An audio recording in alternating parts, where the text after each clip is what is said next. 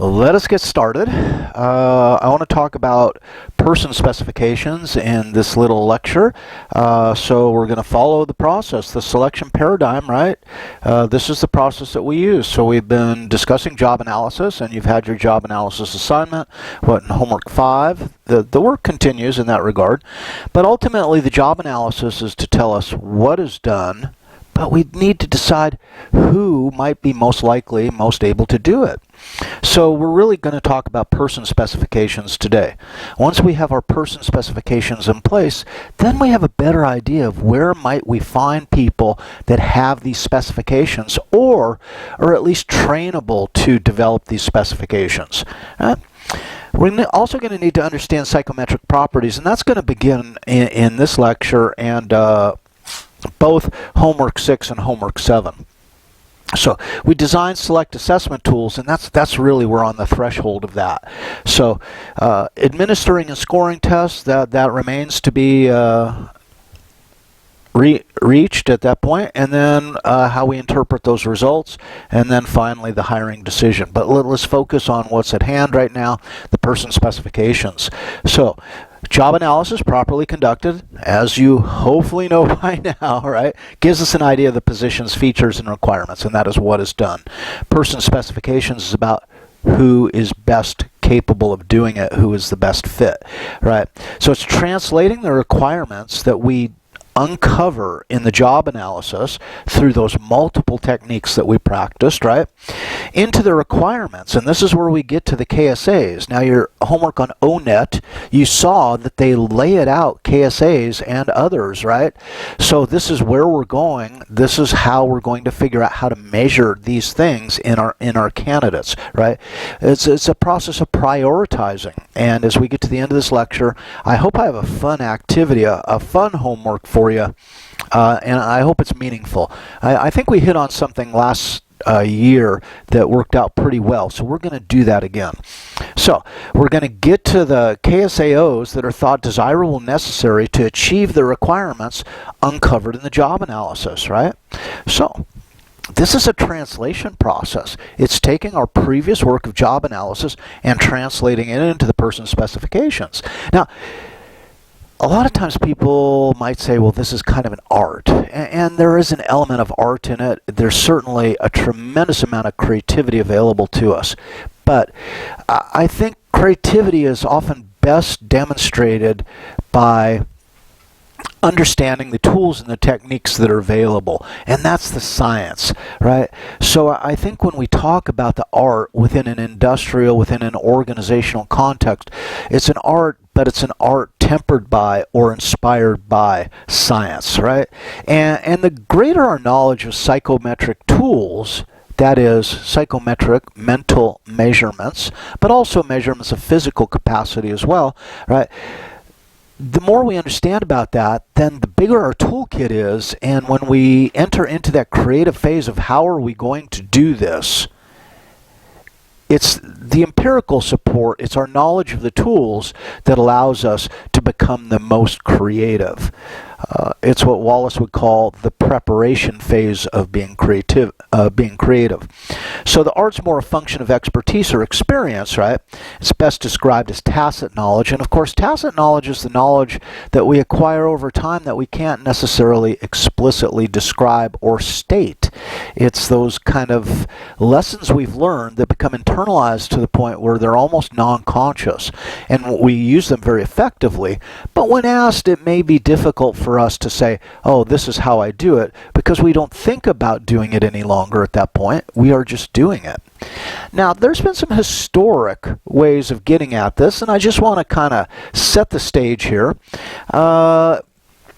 I'm also setting this up as half a straw man. That is, I want to show you some things, but then we're going to look at the cons, so in part we're going to tear it down. So a partial straw man, right?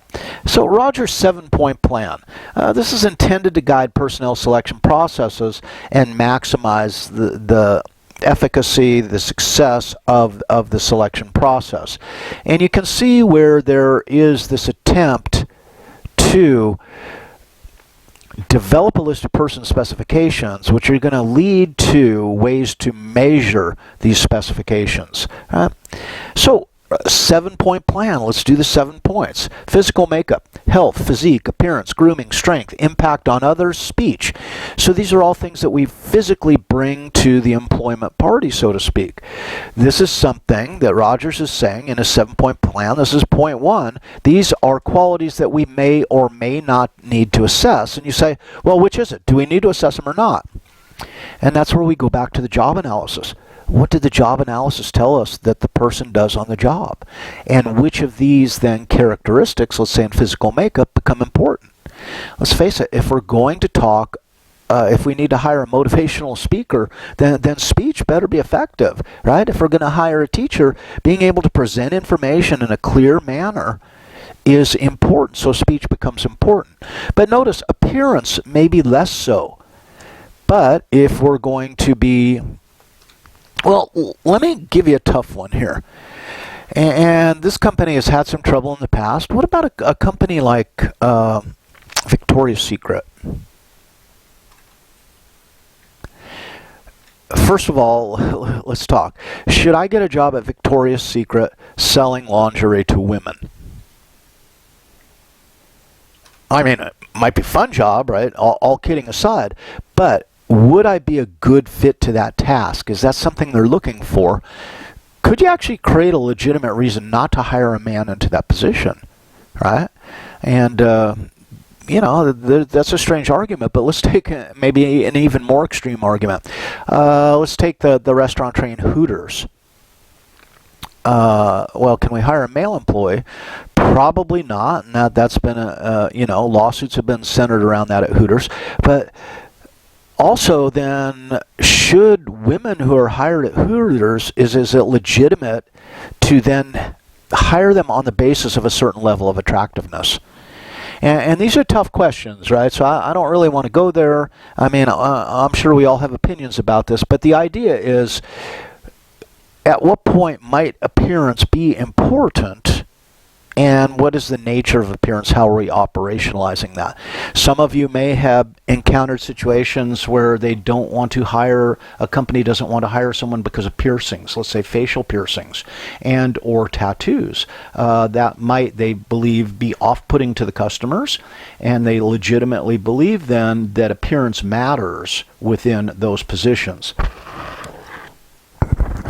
Iffy area, right? And this is guided as much by ethics and morals than it would be guided by the law. So, attainments, education, training, licenses, memberships, offices held, occupational experience. When we are hiring people at Columbus State for teaching positions, a full-time teaching position, we probably want someone with a PhD. That is, if it's going to be tenure track. Although we will make exceptions for other compensatory qualities. But at Ohio State, I don't think you could become a lecturer in the psychology department without a PhD. I just don't think it's going to happen anymore. When I first started teaching 20 years ago, sure, people were teaching with master's degrees. And graduate students now teach with master's degrees, but I don't think they would hire someone from the outside to be a teacher without a PhD. So that's an attainment, right? Educational attainment. But it might be training, a training certificate. It could be some kind of license. It could be membership in a given union. It might be the offices held, occupational experience. But attainments means this is something that I've worked to receive. I've attained this level of expertise in some area. Now, general intelligence, and this is probably one of the more, well, probably as controversial as appearance, right? General intelligence, problem finding and solving, direction of relationships, and ability to deduce the next step in a sequence.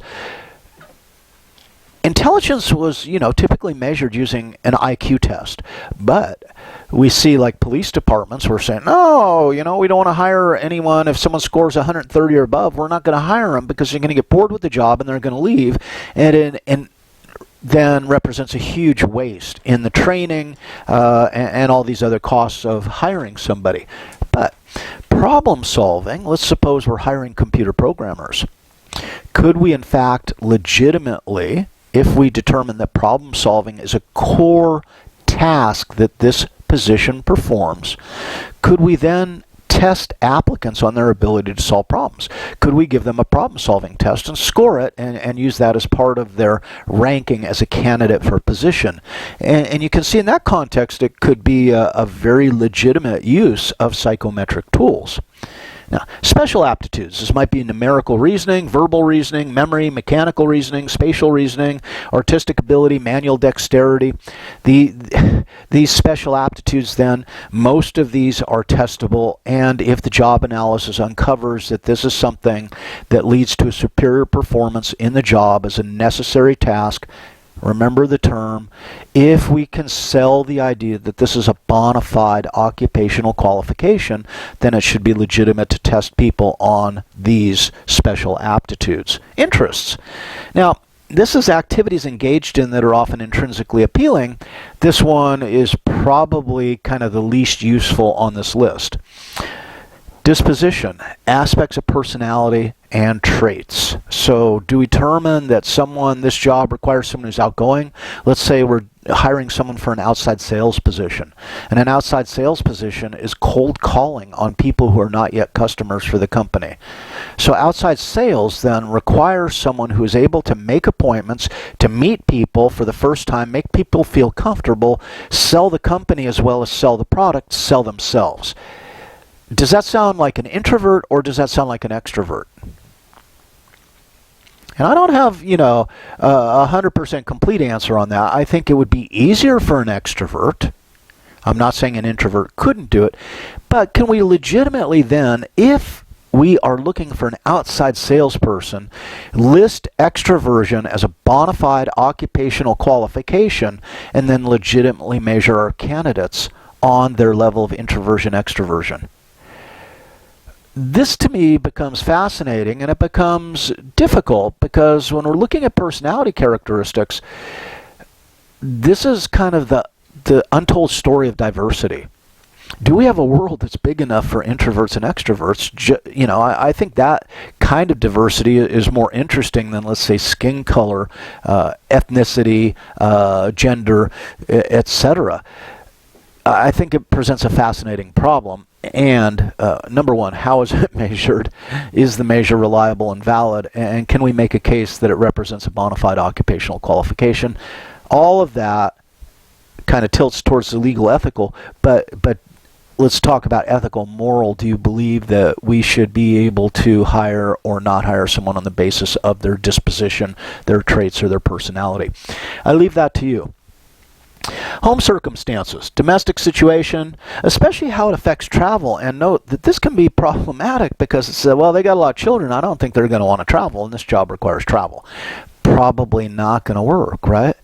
But it is a realistic concern. If my passion, and let's go back to interests, let's say that my passion is horseback riding, and I have horses.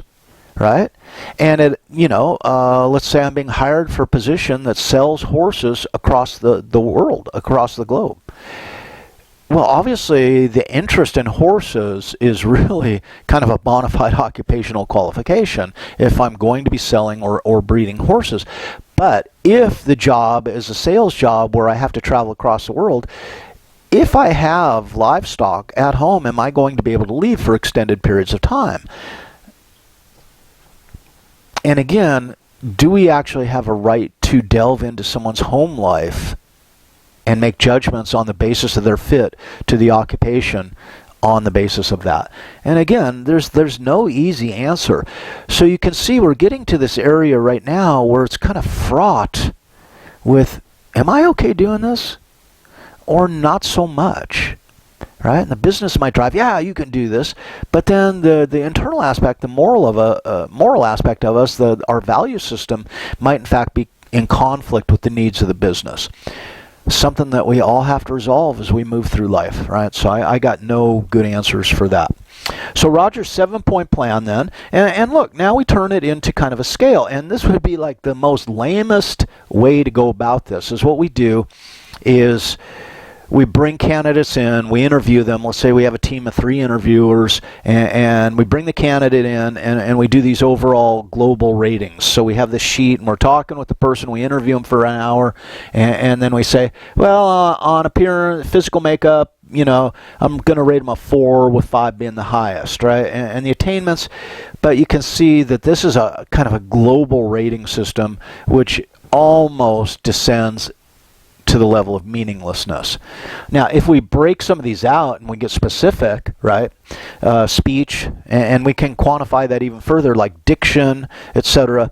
But notice this is an early kind of historic attempt to systemize how we score candidates in an effort to rank order them for position. And you can see there's an ultimate score that's available here, and you can imagine if we've been through 20 candidates, what are we going to do? We're going to look for the person with the highest score based on this rating scale. The deal is we can do much, much better than this, and we're going to practice doing much better than this in this section of the course.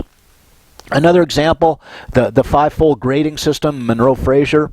So impact on others. Now notice this is more specific, the physical makeup, appearance, and speech and manner. Now both of those could be quantified, right? We could subjectively rate somebody on their appearance, right?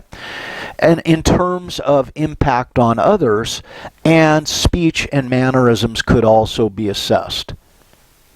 Now, the downside is, again, we might get into physical qualifications. Let's face it, people who have a greater impact on others, right off the bat, when we look at people in positions of authority, when we look at, let's say, American presidents, for example, what we see, there's a tremendous height bias, right? So the average height of a United States president is like 6 foot. The average height of an American male, white American male, is 5'10", right? The average height of American males in general across all ethnicities, 5'9"-ish, right? So, but height is interpreted as power and impact. Are we okay with that? And note that if we leave it as a subjective rating, some guy comes in, he's dressed very effectively, he's very tall, perhaps not necessarily handsome, but even ruggedly handsome, and he's got a deep voice. Notice that he could rate very highly on this. Is it legitimate? Can we demonstrate that this is a bona fide qualification? Okay, more on the Fivefold then. Acquired qualifications, and this can be education, vocational training, and work experience. Right? Now note, education, we can get the degree. The vocational training, we can see what skills someone might have. Can they type or can they use spreadsheets, etc. And then work experience relevant. Innate abilities. This is natural quickness of comprehension and aptitude for learning. This one to me is an interesting qualification. We're going to talk later about the decision. Should I hire for skills that already exist, or should I hire for potential where I believe someone will be easily trainable to skills? Which way do I want to go on that? If we're going to hire for trainability, though, we better assess a person's aptitude to learn. And this is relatively straightforward when we get right down to it. And for many of us who've been, a lot of you guys are fourth-year psychology students. You've been exposed to multiple psychometric measures. You may be helped in your labs if you've been working in a lab, actually even design some measures. Right? So we have, kind of a aptitude for this as psychology students, probably as much or more so than any other major that the school offers. So, motivation, acquired qualifications, these are kind of goals set by the individual, consistence, determination, and following them through. This is, many people will treat your bachelor's degree as evidence of this. It is not just a maintainment, an attainment, right? That is the certificate, the bachelor's degree, or whatever. But some people just say, hey, if you've got a bachelor's degree, you are willing to stick it out for 4 years, or 5 years, or 6 years, however long it takes. But you started something and you finished it. And that in itself is a demonstration of some level of persistence or stick-to-itiveness if we believe that's important to the job, right? So the success in achieving these goals. Now note, this might be also an interview question. Hey, describe something that you set out to do. Annika's trying to tip the camera over. So describe something that you set out to do and successfully completed. That might be an interesting interview question if we're going to do interviews. Right? So, adjustment.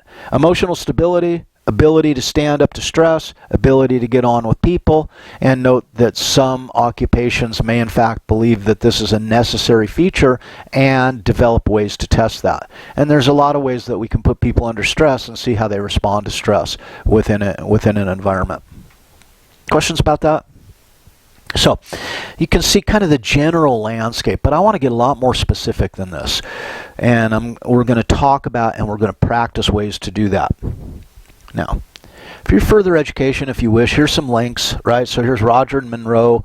Cool site to explain how they're used and expand on what I've said. I've given you the briefest of explanations, and there's an interesting research article on both systems if you want to click that link, and that will take you to a more in-depth understanding of this. But a bit beyond probably where we need to go, I've got some places for us to go I think will be more interesting. Let's pause for a moment and reflect. Questions? In the context of bona fide occupational qualifications, how defensible are the 7 points of Roger's plan? And I want to bring this in now, and I want to bring it in kind of early. We've talked about it before. But if I develop a system of measures that I'm going to employ in rank ordering applicants, it has to be defensible. I can be taken to court, and what I need to be able to say is legitimately, here's the job analysis we conducted, and this is what the person does on the job. And then we went through this process, this extensive process of converting that to person specifications. Once we had the person specifications, we developed these 5 measures that applicants came in, they were tested on these 5 measures, and this is the scoring system we used, and this is how we rank order the applicants for this position. All the way along the line, my record keeping is impeccable, and my design is impeccable in always saying, is this actually a bona fide occupational qualification, and is this the best way to assess the presence of that qualification, and the best way to rank order people on the basis of that qualification. Right? There goes Lucy. She was trying to escape. The kittens, well, not kittens, Annika chases Lucy all the time. I feel bad for Lucy. Lucy's been here for like forever, but so are some points more defensible than others, and you can go through that list and you can see, yeah, some of these are probably quite defensible in the Monroe Fraser or the Rogers. Others maybe less so, and physical attractiveness might be a tough one, right? So same questions for Monroe's, for both of these. Are they defensible or not? Now, let's get to this issue of competency. And you're not going to, you probably won't believe this. Yes, you should believe this. But psychologists disagree on the definition of competency in this context. But psychologists disagree on just about everything, right? So that's kind of in a psychologist's DNA. The general meaning, the identification of characteristics or attributes that are related to exceptional performance on the job. And let's repeat that again. The meaning is the identification of characteristics or attributes that are related to exceptional performance on the job. And this is the person specifications. So we got that job analysis. This is what they do. And the deal is what qualities are going to be present in someone who will do this better than anybody else. And so I'm going to pause for a minute, and we'll come into kind of laying out the homework. All right, this was a new assignment last spring when we did this, and we were in class, and this was a lot of fun, and I think students enjoyed it. Yeah, believe it or not, some of the work we do can be fun. Let's see how it translates now. What I'm going to do is I'm going to talk about it now, and I think in the Zoom session about 2 weeks before we're going to do this, we're going to have to discuss it in the Zoom session so that y'all can ask questions and we can go through it as well. I don't think this is a single explanation activity, right? And I'll be honest, I haven't written up the homework assignment yet. Today's a day to record, so I'm just jumping ahead on this, and then I'll post the assignment a little bit after. I think writing it up is going to be interesting, maybe a little challenging, but so what? Right, I'm up to the task. One of the things, when you think about it, that I'm really kind of expanding my abilities on right now, for better for worse, is essentially what's known as technical writing, and that would be assignment writing, right? So we'll try this out. All right, so the repertory grid method, and that's where we're going to go. That's what we're going to do for homework 7, I believe it is. It can be used to create rating scales of critical competencies. So what we really want to do is take a job, determine what competencies best are present in someone who does that job extremely well, does that job with excellence, and then we're going to design those, we're going to take those into rating scales. Once we have the rating scale, then we can find instruments, right, psychometric instruments that tap into these qualities. Now, this acknowledges that people differ in their opinions of what represents the needed quality and what defines competency in that quality. So let us not expect, as human resource professionals or department managers or whatever, that we're all going to say, on the basis of this job analysis, these are the qualities that are most important.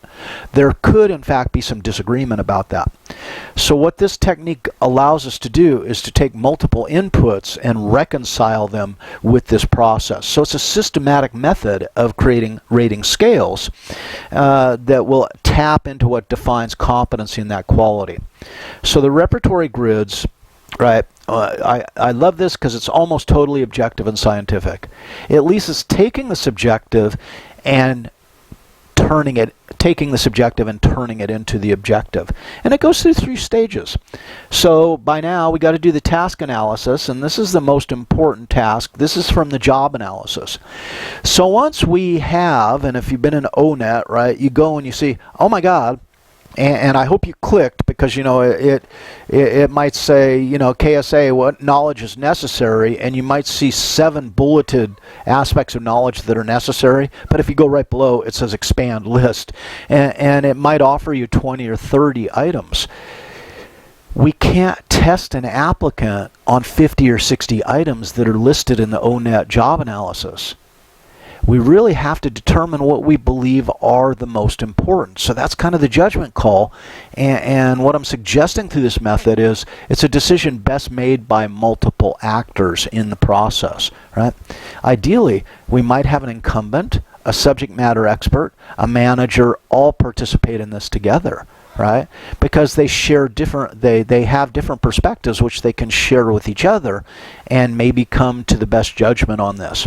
But regardless, the tasks are from the job analysis. The job analysis yields this long-ass list of tasks. We got to narrow it down, right? So the second part is eliciting competencies. This is incumbents or subject matter experts. Sort tasks as similar and dissimilar. So what this allows us to do is kind of narrow the list. So we might have 2 things, you know, that uses Excel, uses Microsoft Word, and we say, well, you know, those tasks are both using computer software, so they're similar. But there's this third task that's listed here, which is make presentations, and notice that we can group using software together those 2 tasks, but making presentations is a different kind of task. So what we're trying to do is maybe combine like items on the list and also differentiate them from other items, right? This is maybe one of the less important aspects, and let's not get too bogged down in it. Third is grading competencies. Using a grid, each task skill intersection is graded to the extent the skill is thought to be required for the task. So what we had from the job analysis of the tasks, we translate that to skills, and then we prioritize the skills. So let's talk about homework 7, where we're actually going to do this. Probably just easier to do it than talk about it ad nauseum. So, repertory grid method, what are we going to do? Well, here's what we're going to do. The 4 of you, the 5 of you on your team, the 6 of you, how many ever are on your team, we're going to call you subject matter experts. And if you're a subject matter expert, where might you have expertise? What occupation do you all share expertise in your ability to evaluate the quality of the performance in that occupation? And this is your big chance, guys, because what you're going to do is you're going to evaluate teachers. You have a tremendous amount of experience, right? Many of you are seniors, right? So you had, what, 12 years of school up to that point, and then another 4 years of school that's represented as college. So many of you already have 16 years of school under your belt. Scary ass thought, huh? And wait till if you go to graduate school, wait, I hate to think how much, I got like 24 years of school or some such insanity. It's like, when I think about it, wow, that's, Mark, you have like a quarter of your life you spent in school. And look how little you've learned. No, that's a joke. So what I want you to do is consider 10 or 12 teachers and in this case. Now, here's one of the rules for this assignment, because you're going to have to turn in a bunch of written work, but I do not want to see any teachers' names. That would be inappropriate. So you can go ahead to facilitate your work. You can use teachers' names to keep us straight on your worksheets. But anything you turn into me is not going to have teachers' names. You can represent those names by numbers. So you're going to take names and you're going to recode them to numbers, right? Or whatever you want. But let's face it, I cannot see teachers' names on this assignment. It ain't legit. I would just feel totally uncomfortable with it, and I think it's inappropriate. Now, what do? You get this list of teachers that you've been exposed to, and for most of you, you're psychology majors, right? So what you do is it's even better if you have a list of teachers that you've all had in an ideal world. Now, some of you are not from psychology, so you're going to enter in your own ideas as well, but once you get that list of 10 to 12 incumbents, 10 to 12 teachers, right, that you've had experience with, you are going to rank order them in their general ability or success. And basically what we're shooting for is 3 groups that you can differentiate. You can say, oh my God, these teachers are freaking awesome, and that's the high performer category. Then the second category is, man, these teachers are competent.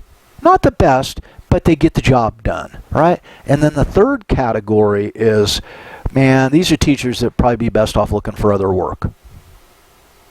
And at Ohio State, I mean, we have some of those, and I'll stereotype. Often, what I found in my experience is people who are total research mavens, who are totally dedicated to research, kind of left teaching as a secondary kind of interest. I'll tell you a story. We had a brand new faculty member come into Ohio State social psychology program. I was a graduate student. I think in my 4th year. And they made a strange request. They said, I remember Dr. Arkin called me and he said, Mark, I got kind of a weird request, but I really need your help. And I said, okay, Bob. And he said, well, I said, what do you want? And he says, well, we got this new faculty member. And I said, yeah. And I think I know who you're talking about. And he says, yeah. And he says, we want him to teach experimental social psychology, the 3rd level writing class. That is 520. Now it's 4520. It was 520 back then. And I said, sure. I mean, why shouldn't he? He's a bang-up researcher. And he said, but here's the deal. He says, I know you've taught that course before, but I want you to be his course assistant. And I'm like, well, that's strange, Bob. I've never been a course assistant. I've always taught from the beginning. I've never been a CA. And he said, yeah, I just want you to be a course assistant because this is brand new. This will be the first class he's taught here. So if you're willing, you come in as course assistant. I said, okay, I'll meet with him and we'll lay out what we're going to do, etc. And maybe I can be a benefit because I've taught the course before, so we'll see how it goes. And I called him up and I said, hey, so I see the class is scheduled. I'll be attending class. And he says, well, it's not necessary for you to attend class. I just expect you to do the grading. And I'm going, but how can I grade if I don't attend class? Because I'm not going to know what you want from students. So if you don't mind, I'll go ahead and attend class. And he said, yeah, okay, knock yourself out. And I said, cool, I will see you in class. So I come to class, and I remember on the first day, he stood up there in front of the 16 students who paid their hard-earned tuition dollars, and he said, so I want to make it clear that I'm a researcher first and a teacher second, and my real interest is in research and not so much teaching. I'm like, holy shit. I was sitting in the back. I can't believe he just said that. That is not the way you sell course to students, right? It's your enthusiasm for teaching that puts you in the front of the classroom. Not that you're a researcher and you're just required to teach this class. It was pretty funny because about midway through the class, he's going to this conference, he's doing this other thing, and I'm taking more and more classes. And by the end of class, 5:20 ends up, 45:20 ends up with a poster session, and it's kind of a big deal. He couldn't even attend the poster session, so it really turned out to be my class anyway. And I look back at Bob Arkin, bless his heart, Dr. Arkin. He passed away several years ago. And what a fantastic guy. I think he had his suspicions, and I think he put me in place as the backup plan, just in case shit went south, the course would still run. And we had a great time. You know, about halfway through the course, the students didn't even contact this professor anymore because they knew that it made no difference. I was doing all the work anyway, so that's someone who shouldn't be in the classroom. He's not interested in doing it. He's doing it simply because it's required for his portfolio, his promotion, etc. That's someone I would list as a low performer. In fact, I saw almost no performance in terms of teaching in that class. They exist, right? So, my point. So, what are we going to do again? Let's summarize. Think about 10 to 12 teachers. Those are the incumbents. They already do the job. Rank order them in the general ability or success. So, ideally, you might have 4, 4, and 4 in the 3 categories, but however it shakes out, okay? That's the beginning. That's step 1, as you can see here. Now, next. You are the reviewers, and you're going to ask the question repeatedly. What is the difference between the high average performers and the low performer? So you can kind of collapse high and average together and treat them as one group. But critical is, how do they differ from the low performers, right? And what you're going to develop is a list of qualities. High and average performers do this, low performers don't. Okay? So, and you want a list of 10, 20 qualities, if you will. So it identifies individuals' reviewers' basis for judgment. This is on what dimension they're judging the difference of performance. And you can see why it's so valuable to use 4 or 5 people in this context, because it brings in multiple perspectives. So you're essentially brainstorming a list of saying what separates these people. All right?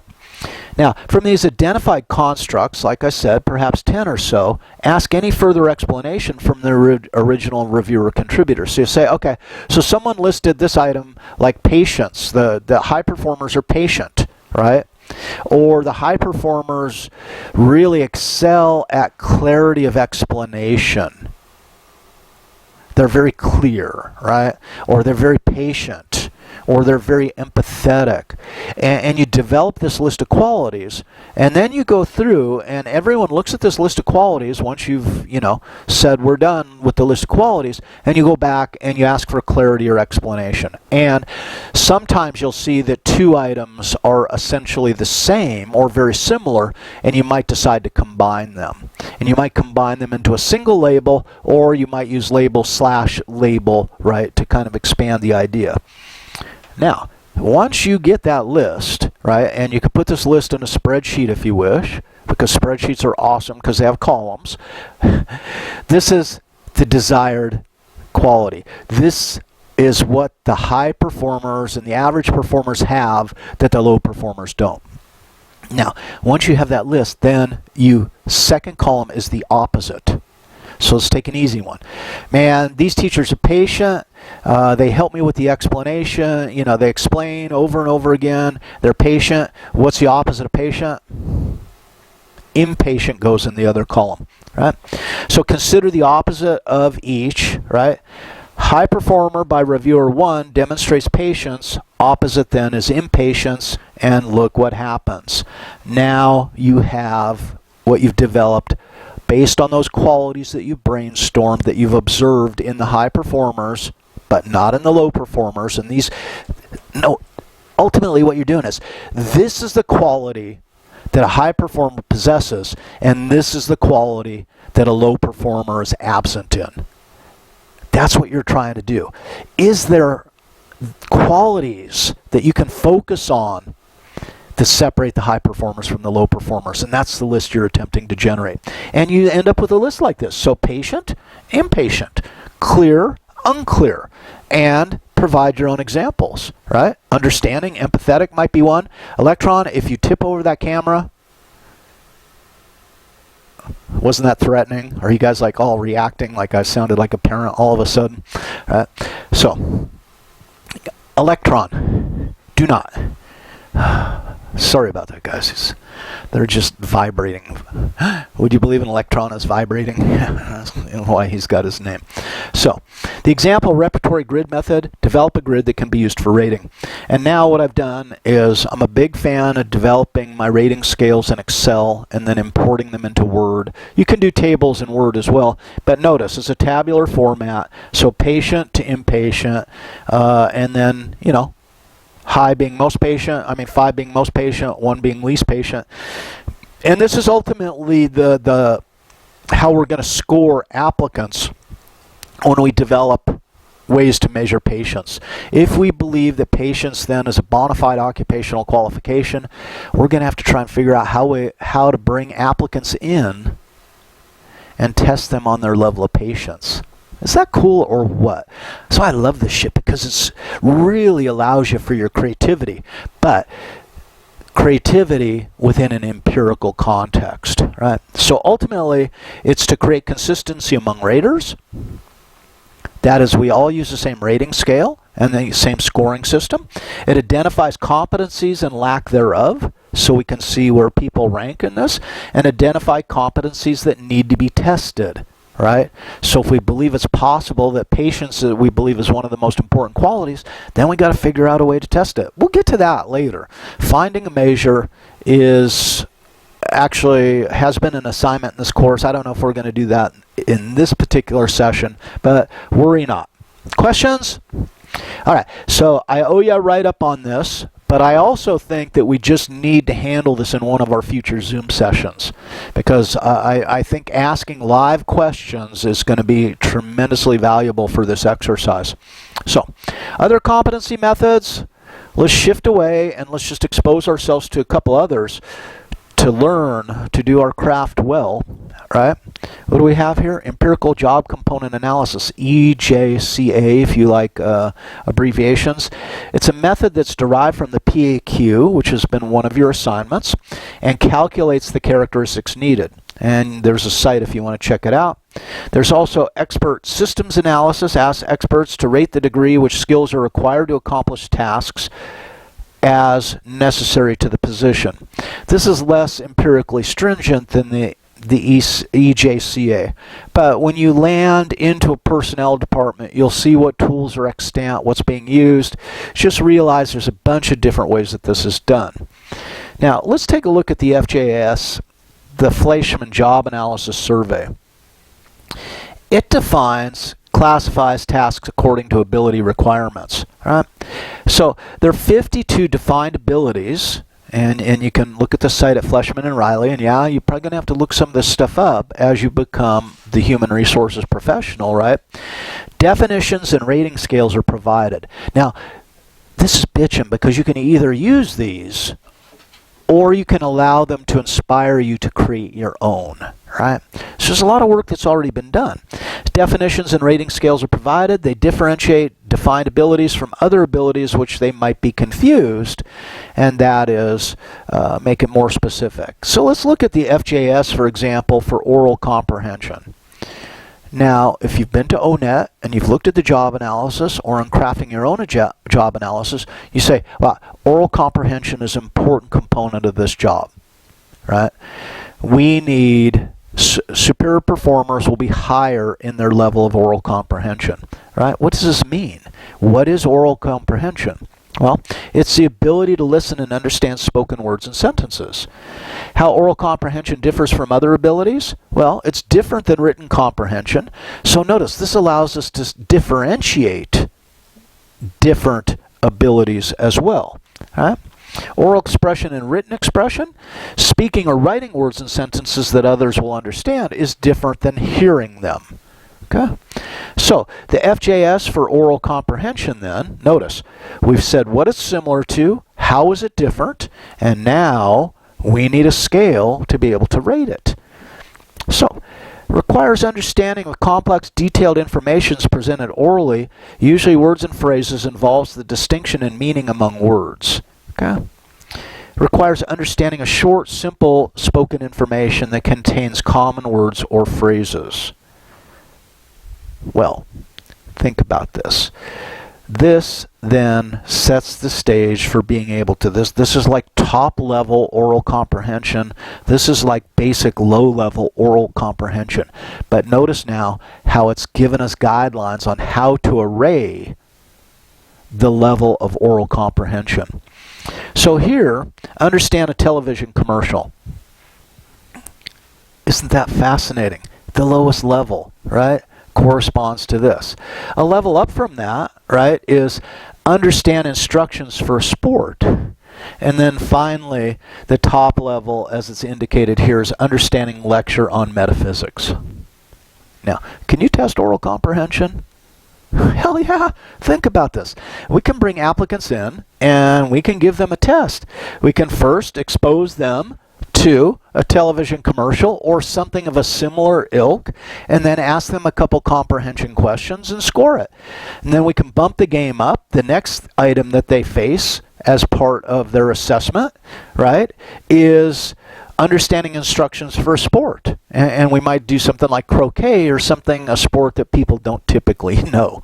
We would not do cricket because the instructions for cricket are mind-bogglingly complicated, right? So understand a lecture on metaphysics, and now we could expose them to an oral stimulus that's of that level.